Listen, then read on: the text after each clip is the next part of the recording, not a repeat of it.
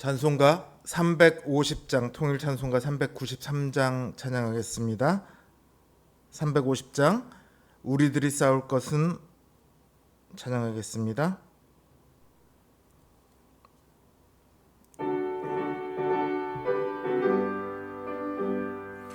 우리들이 싸울 것은 혈기 아니요, 우리들이 싸울 것은 육체 아니요, 마귀 권세 맞서 싸워 깨쳐버리고 죽을 영혼 살릴 것일세.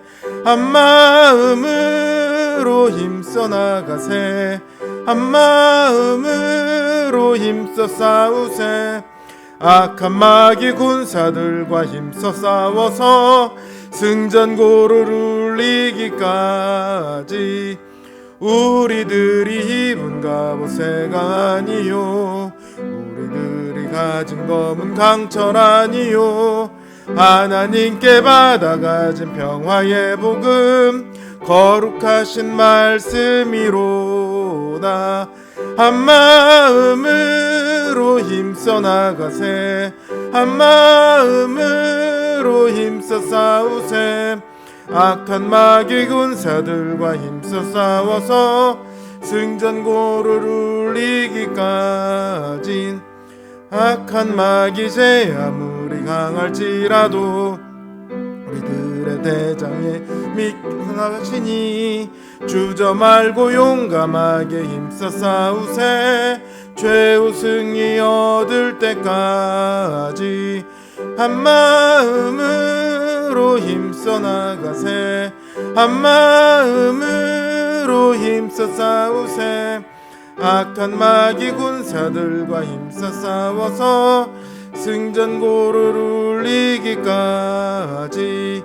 죄악 중에 빠진 사람 죄를 뉘우쳐 십자가에 달린 예수 믿기만 하면 위태한 데 빠진 영혼 구원 얻어서 전국 백성 될 것임일세. 한마음으로 힘써 나가세, 한마음으로 힘써 싸우세.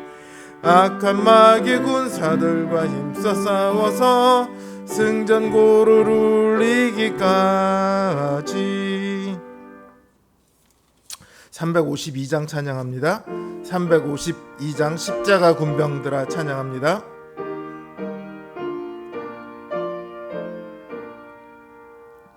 십자가 군병들아 주 위에 일어나, 기들고 앞서 나가 담대히 싸우라. 주께서 승전하고 영광을 얻도록 그 군대 거느리사 이기게 하시네. 십자가 군병들아 주 위에 일어나, 기드팔 소리 듣고 곧 나가 싸우라. 수 없는 원수 앞에 주 따라갈 때에 맡은 자리에 주게 하시네. 십자가 군병들아 주 위에 일어나, 내 힘이 부족하니 주 권능 믿으라. 복음의 갑주 입고 늘 기도하면서 너 맡은 자리에서 충성을 다하라. 십자가 군병들아 주 위에 일어나, 이날에 접전하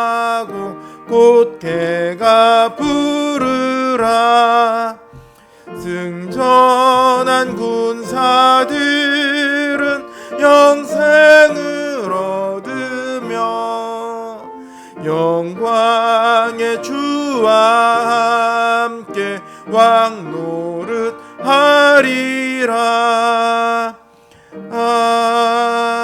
아멘. 기도합니다. 우리의 왕이신 주님, 우리를 오늘 하루도 이끌어 주심을 감사를 드립니다. 주님께서 늘 우리를 지켜보시고 우리를 보호하시고 인도하시니 우리가 주님 안에서 오늘 하루 은혜로 살았음을 고백합니다.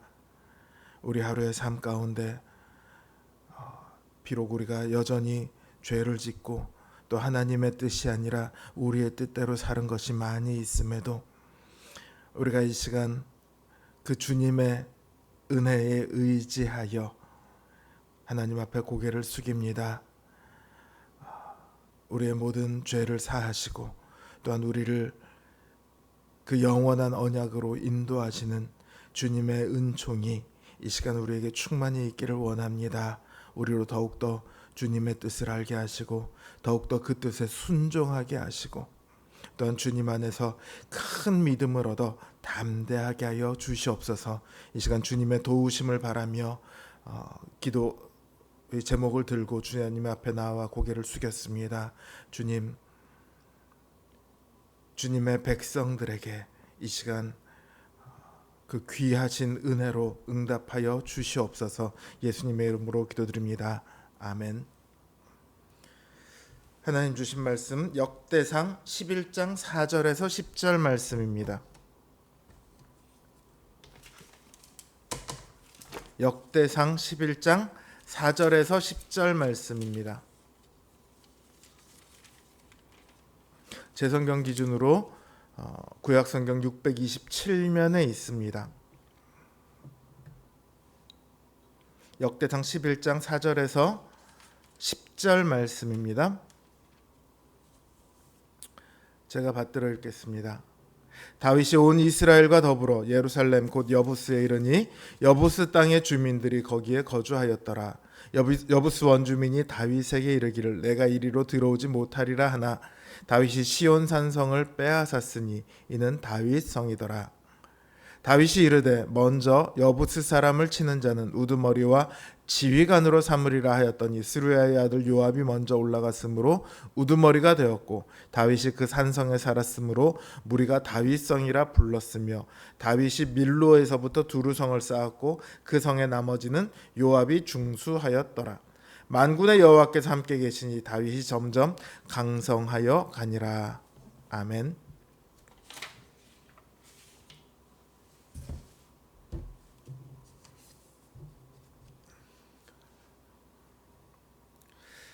예루살렘은 이스라엘 수도죠. 이 예루살렘은 단순히 수도라는 의미를 넘어서 이스라엘에게 있어서는 굉장히 중요한 곳입니다. 아주 특별한 곳이에요. 하나님께서 아브라함에게 이삭을 바치라고 명했던 곳, 그 모리아산이 바로 이 예루살렘이에요.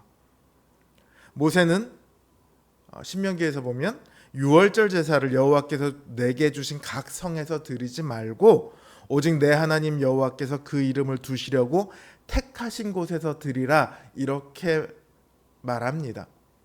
그 택하신 곳이 여호와께서 이름을 두려고 택하신 곳이 바로 예루살렘이죠.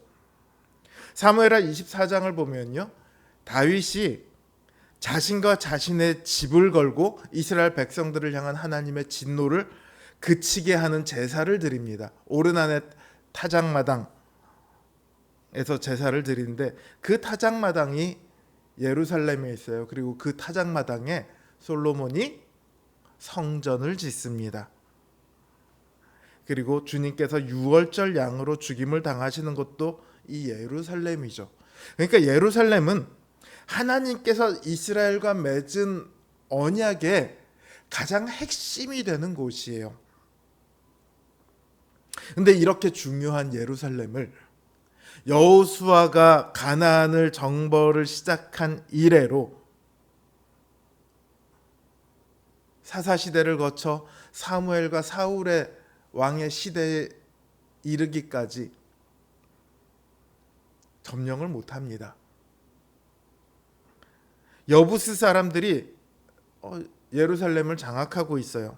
여부스는 이스라엘 백성이 가나안에 들어가서 진멸해야 할, 하나님께서 진멸하라고 명령하신 7나라 중에 하나예요. 그 나라가 여전히 이스라엘 땅 한가운데 있어요. 이제 왕이 된 다윗이 이 예루살렘을 정복합니다. 다윗이 예루살렘을 점령하는 데 있어서 용사들의 도움이 있었습니다. 가장 먼저 올라가는 자를 우두머리로 삼으리라 했으니 우두머리가 있으면 그 밑에 사람들이 있을 거 아닙니까? 그러니까 용사들이 많이 있는데 그 중에 요압이 가장 먼저 올라가서 우두머리가 된 거예요. 그러니까 요압을 비롯한 많은 용사들이 앞장서서 싸웠던 거죠. 이 용사들은 다윗이 왕이 되는데 중요한 힘이 되는 사람들이었습니다. 10절을 보면 이 사람들이 온 이스라엘로 더불어 다윗의 힘을 도와 나라를 얻게 하고 왕을 세웠다, 이렇게 말하고 있습니다. 그런데 그 다음에 중요한 단서가 붙어 있어요. 이는 여호와께서 이스라엘에 대하여 이르신 말씀대로 함이었더라. 우리는 여기서 중요한 사실을 알아야 합니다. 다윗은 용사가 많이 있어서 강한 왕이 된 게 아닙니다. 하나님께서 다윗을 위한 계획을 세우시고 함께 하셨기 때문에 다윗은 강한 왕이 될 수 있었어요. 용사들이 많이 나오는 것은 그 시대가 특별히 용사가 많이 태어난 그런 시대가 아니고, 다윗이 강한 왕이어서 강한 용사가 세워진 것들이 아니고 하나님께서 다윗을 강성하게 하셨기 때문입니다. 그래서 용사가 많아진 거예요. 오늘 본문 이 다음 10절 그 다음 11절부터 보면요, 용사들의 명단이 쭉 나옵니다. 큰 용사가 3명, 또 다른 큰 용사가 3명, 그리고 다윗의 30용사라고 불리는 사람들이 나와요. 그리고 12장에도 보면 용사들의 이름이 쭉 나옵니다. 근데 이 명단을 보면요, 놀라운 점을 보게 됩니다. 어떤 거냐면 이 명단에 있는 이들 중에 상당수는요, 다윗이 헤브론에서 왕이 되기 전에 사울을 피해 도망 다닐 때부터 다윗을 도왔던 사람들입니다. 제가 앞에서 강한 용사가 있다는 것은 하나님께서 다윗을 강성하게 하셨기 때문이다, 이렇게 말씀드렸잖아요. 다윗을 강성하게 하시기 위해서 강한 용사를 붙이신 거예요. 근데 다윗이 도망 다니던 그 순간, 사울을 피해 다니던 그 순간에도 하나님께서는 다윗에게 강한 용사를 붙여 놓으셨어요. 그 말이 뭐예요? 다윗이 정말로 사울을 피해서 그 목숨의 위협을 몇 번이나 받고 도저히 이스라엘에 있을 수 없어서 블레셋 땅으로 도망을 가고 했던 그 시기마저도 성경은 하나님께서 강성하게 하고 계셨다, 이렇게 말하는 거예요. 다윗은 그 모든 순간에 걸쳐 강성해 가고 있었습니다. 그리고 12장 23절에서 40절을 보면요, 다윗을 위해 싸우기로 칼을 빼들은 사람들의 수가 나옵니다. 모든 지파에서 싸우는 사람을 다 합치면 34만 명이 넘어요. 그리고 성경은 이들을 다 용사라고 말하고 있습니다. 앞에 11장에 나온 사람들만 용사가 아니고요, 12장에 나온 이 34만 명이 넘는 사람들을 다 용사라고 말하고 있어요. 하나님께서는 다윗을 위해 이들을 세우셨습니다. 이들이 원래 강한 사람입니까? 아니요. 왜냐하면 이들 중 대부분은 사울 왕 아래에서도 싸우던 사람들이에요. 그들은 블레셋과 싸워서 졌습니다. 그 싸워서 지는 바람에 왕인 사울까지도 죽었죠. 그들은 결코 강한 사람이 아니었습니다. 그러나 12장에서는 이들을 용사라고 말하고 있습니다. 용사가 아주 득시글득시글 거리는 나라가 되었습니다. 왜요? 하나님께서 다윗을 강하게 하셨기 때문입니다. 그 강한 다윗 왕 아래에 있는 이들 또한 하나님께서 강하게 하셨습니다. 오늘날 전 세계 국방력만을 놓고 따지면 우리나라가 5등쯤 한다고 하죠. 그렇게 평가할 수 있는 근거는 군사의 수, 그 다음에 무기의 수, 무기의 질, 이제 이런 거를 따져서 평가를 하죠. 병사가 강하고 무기가 강해야 강한 나라라고 평가를 받습니다. 그러나 하나님의 나라는 그렇지 않습니다. 하나님께서 그 나라와 왕을 강하게 하셔야 강할 수 있습니다. 그 강하게 된 나라의 백성들도 강해지는 거예요. 오늘 우리는요, 그 하나님께서 강하게 하신 왕, 강하게 하다 못해 영광과 존귀의 간을 씌우신 예수 그리스도를 우리의 주로, 우리의 왕으로 고백합니다. 우리는 주님의 용사입니다. 주님의 나라를 이 땅에 세워가는 그 일을, 주님의 원수를 무찌르는 그 일을 우리에게 맡기셨어요. 혹시 우리의 지금의 모습이 강하지 못하고 능력이 없는 것처럼 느껴져도 괜찮습니다. 우리 하나님은 약한 자를 들어 강한 자를 치시는 분이십니다. 우리가 지금 아무리 약해 보인다 할지라도 하나님은 우리를 강성하게 하고 계십니다. 그러니 담대하게 나아갑시다. 지금 내 상황이 어떻다 한들 거기에 주눅들지 말았으면 좋겠습니다. 보여지는 것 때문에 주눅들기 딱 좋은 시대지만 우리는 믿음의 용사 아닙니까? 그런 것들 말고요. 오직 우리의 왕이신 주님을 섬기고 그 주님의 말씀을 따라 이 땅에 하나님의 나라를 세워가는 용사로 매일매일 살아가는 저와 여러분이 되기를 주님의 이름으로 간곡히 기원합니다. 주신 말씀 생각하며 이제 기도하겠습니다.